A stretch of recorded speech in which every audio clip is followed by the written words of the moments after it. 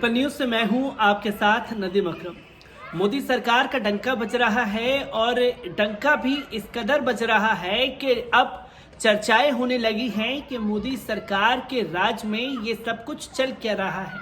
और ये तब ज़्यादा सवाल खड़े हो जाते हैं जब मोदी सरकार की नीति और नीयत पर लोग सवाल करना शुरू कर देते हैं। तब एक राग अलापा जाता है सरकार द्वारा, मीडिया द्वारा और भक्तों द्वारा कि ये हमारा आंतरिक मामला है भैया, इसमें किसी को बोलने की इजाज़त नहीं है।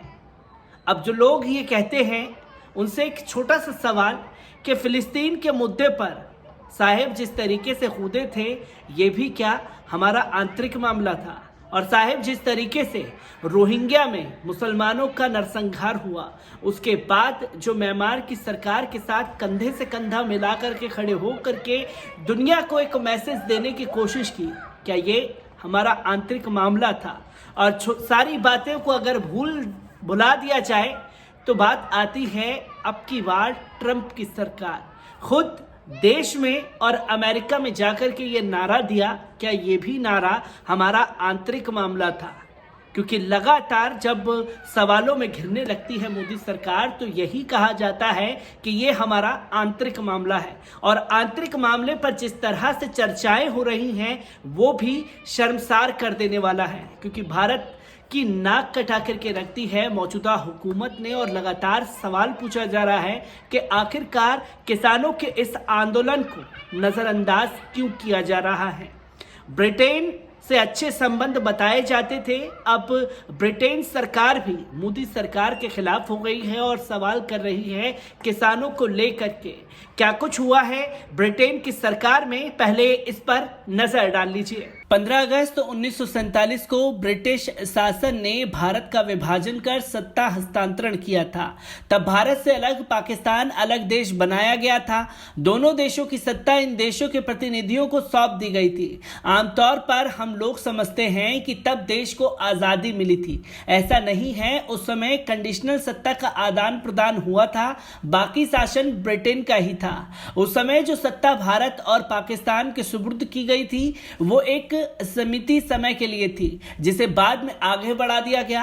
आज भी भारत और पाकिस्तान समेत विश्व के वो सभी 74 देश जिन पर अंग्रेजों का राज रहा था, आज भी ब्रिटिश साम्राज्य के आदेशों को मानने के लिए बाध्य हैं। यहां तक कि ब्रिटिश सरकार किसी भी समय इन देशों के मामलात में दखल दे सकती है। ब्रिटेन के शाही परिवार से अगर कोई भी व्यक्ति इन देशों की यात्रा करता है तो उसे इन किसी भी देश में कोई भी पूर्व परमिशन की जरूरत नहीं है। वो बिना सूचना के, बिना किसी वीजा पासपोर्ट के इन देशों में किसी भी समय जा सकते हैं। इन सब के अलावा सभी देशों को बड़ी तादाद में खान पान सहित अन्य सामान जैसे कि बीफ ब्रिटेन को हर साल बिना किसी मोल भाव कीमत चुकाए देना होता है। भारत में चल रहे किसान आंदोलन की गूंज दुनिया भर में सुनाई दे रही है। Australia, Canada, America, Iran, Germany, Britain आदि देशों में बड़े बड़े प्रदर्शन हो रहे हैं। ब्रिटेन के अंदर भारतीय लोगों ने बड़ा कमाल कर दिया, जो कि भारत की सरकार के लिए बड़ी शर्मिंदगी की वजह बन सकता है। ब्रिटेन में अगर किसी मुद्दे पर 1 लाख लोग किसी पिटीशन को साइन कर दें तो उस पर वहां की संसद में बहस हो सकती है। किसानों के मुद्दे पर ब्रिटेन के भारतीय लोगों ने 1 लाख से अधिक हस्ताक्षर कर पत्र वहां की सरकार को दिया था, जिस पर ब्रिटेन की संसद में 1 घंटा 55 मिनट लंबी बहस हुई।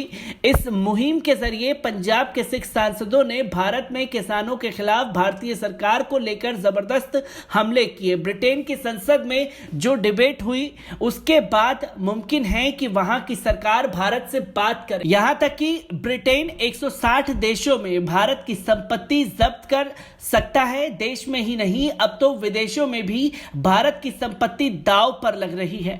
साहब और भक्तों के हिसाब से डंका बज रहा है साहेब का विदेश में। ब्यूरो रिपोर्ट, पलपल न्यूज। तो दोस्तों, आपने देखा कि ब्रिटेन की सरकार में जिस तरीके से चर्चा हुई, उस चर्चा में साफ तौर पर यह निकल करके आया कि मोदी सरकार जिस तरह से किसानों को नजरअंदाज कर रही है, इसका जवाब देना पड़ेगा। और साथ ही साथ आपने अगर सुना हो तो ब्रिटेन के पास आज भी वो ताकत है कि वो किसी भी मुद्दे पर किसी भी समय भारत का दौरा कर सकता है और उस मुद्दे पर हस्तक्षेप करके उसे सुलझाने की भी कोशिश कर सकता है। तो ब्रिटेन सरकार का ये कदम यकीनन काबिले तारीफ है, पर भक्तों को और मीडिया को जो नजर आया, ब्रिटेन की संसद में जब ये चर्चा हो रही थी तो हमारे मोदी सरकार के दीवाने ब्रिटेन में भी मौजूद हैं और एक भक्त खड़ी हुई तो उसे किस तरीके से फटकार लगी है, एक बार इस पर भी नजर डालिए। भारत में बीते कई महीनों से 3 नए कृषि कानूनों के विरोध में किसान प्रदर्शन कर रहे हैं।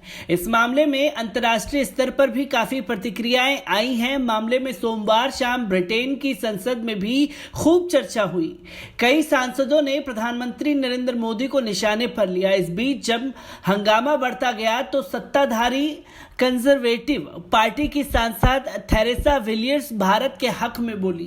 थेरेसा ने इस भारत का आंतरिक मामला बताया और कहा कि इस पर किसी विदेशी संसद में चर्चा करना ठीक नहीं है। उन्होंने ये भी कहा कि पूरी दुनिया में इस समय कृषि में सुधारों को लेकर दिक्कतें हैं। फिलहाल के लिए इन नए कृषि कानूनों को स्थगित कर दिया गया ताकि इस पर व्यापक चर्चा हो सके, सलाह ली जा सके। उन्होंने कहा, मैं ये समझ सकती हूं कि प्रदर्शन किसान अपने भविष्य को लेकर चिंतित है, लेकिन प्रधानमंत्री मोदी की सरकार ने यह बार बार कहा है कि इन कानूनों को लाने के पीछे का उद्देश्य केवल किसानों की आय में बढ़ोतरी करना है, साथ ही इससे खेती में निवेश को बढ़ावा देना है।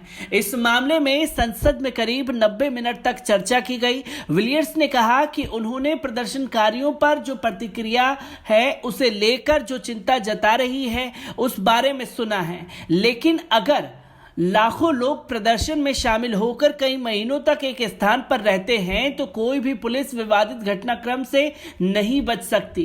संसद में होने वाली इस चर्चा में शांतिपूर्ण विरोध प्रदर्शन के अधिकार और प्रेस की स्वतंत्रता जैसे मुद्दों को उठाया गया, जिसके भारतीय उच्चायोग ने निंदा की और इसे एक तरफा चर्चा में किए गए झूठे दावे करार दिया।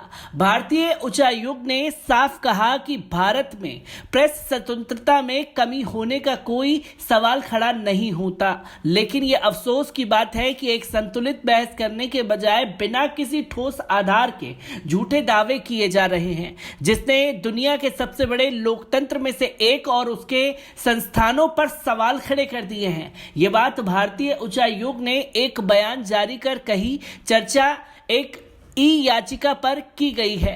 ब्यूरो रिपोर्ट, पल पल न्यूज। तो दोस्तों, आपने देखा कि ब्रिटेन के संसद में एक सांसद खड़ी हुई और कहने लगी कि मोदी सरकार से सवाल करना गलत है, ये उनका आंतरिक मामला है। किसानों को लेकर के पूरे मुल्क में रस्साकसी चल रही है, उसे दूर करने की कोशिश की जा रही है और किसान जो हैं वो जबरन बैठे हुए हैं। इसी को लेकर के चर्चा हुई और जब चर्चा की गई तो उनको फटकार लगी कि आप जो संसद में बिल पारित किया गया है लोगों के हस्तांतरण के बाद हुआ है, तो हमारा चर्चा करना जरूरी है। और इसी के साथ साथ जब ब्रिटेन की सरकार द्वारा और कुछ नुमाइंदों द्वारा ये सवाल किया जाने लगा कि इस पर चर्चा ब्रिटेन में होनी नहीं चाहिए, तो शशि थरूर का बयान भी सामने आया है, उस पर भी नजर डाल लीजिए। नए कृषि कानूनों के खिलाफ भारत में चल रहे किसान आंदोलन पर गुरुवार को ब्रिटेन की संसद में हुई चर्चा को लेकर कांग्रेस नेता व सांसद शशि थरूर ने कहा कि किसी भी लोकतंत्र में कोई किसी भी मुद्दे पर चर्चा करने के लिए स्वतंत्र है। उन्होंने कहा कि मैं भारत सरकार का कोई दोषारोपण नहीं करना चाहता, लेकिन इतना जरूर कहना चाहता हूं कि एक लोकतंत्र में जनता द्वारा चुने हुए प्रतिनिधि किसी भी मुद्दे पर बात करने के लिए स्वतंत्र हैं। उन्होंने आगे कहा कि जैसे हम भारत में फिलिस्तीन के मुद्दे पर चर्चा कर सकते हैं या फिर किसी अन्य देश के घरेलू मुद्दे को चर्चा का विषय बना सकते हैं, उसी प्रकार ब्रिटिश संसद के पास भी ये अधिकार है। कांग्रेस नेता ने कहा कि इसमें सरकार का दोष नहीं है, वो दृष्टिकोण रखकर अपना काम कर रही है, लेकिन हमें यह समझना होगा कि एक दूसरा दृष्टिकोण भी होता है और लोकतंत्र में चुने गए प्रतिनिधि अपने विचार रखने के लिए स्वतंत्र होते हैं। थरूर ने आगे कहा कि मुझे नहीं लगता कि इसमें कोई हैरानी की बात है, हमें इसे लोकतांत्रिक देशों के बीच में होती रहने वाली चीजों के तौर पर देखना चाहिए। गौरतलब है कि गुरुवार को ब्रिटेन की संसद में भारत में कृषि कानूनों के विरोध में लंबे समय से चल रहे किसान आंदोलन और भारतीय प्रेस की आजादी को लेकर चर्चा हुई थी, जिसको भारत सरकार ने गलत ठहराया। इसके साथ ही ब्रिटिश उच्चायुक्त को बुलावा भेजा था। विदेश मंत्रालय ने मंगलवार को इस पर कड़ी प्रतिक्रिया भी जताई थी और कहा था कि सरकार ने ब्रिटिश संसद में भारत के कृषि सुधारों कानूनों पर अनुचित और विवादास्पद चर्चा किए जाने पर अपना सख्त विरोध जताया है। ब्यूरो रिपोर्ट, पल पल न्यूज। तो दोस्तों, आपने देखा कि शशि थरूर ने साफ लफ्जों में ये कहा कि ब्रिटेन की संसद में ये चर्चा होनी चाहिए, क्योंकि लगातार हमने देखा है कि मोदी सरकार बढ़ चढ़ करके दूसरे देशों के मसले पर बोलती है और किसान का मुद्दा एक ऐसा मुद्दा है जो पूरी दुनिया में है, और जब दुनिया की बात आती है तो इस पर चर्चा क्यों ना की जाए, ये भी एक सवाल शशि थरूर ने खड़ा कर दिया। और शशि थरूर के इस बयान के बाद मीडिया में हंगामा मचा पड़ा है। एक तो पहले ही साहब की लंका लग रही थी और अब आप और कूद गए इस पर चर्चा करवाने के लिए। तो ब्रिटेन की संसद में जो कुछ भी हुआ उसे लेकर के मैं आप लोगों के सामने जुड़ा था। दीजिए इजाजत, शुक्रिया।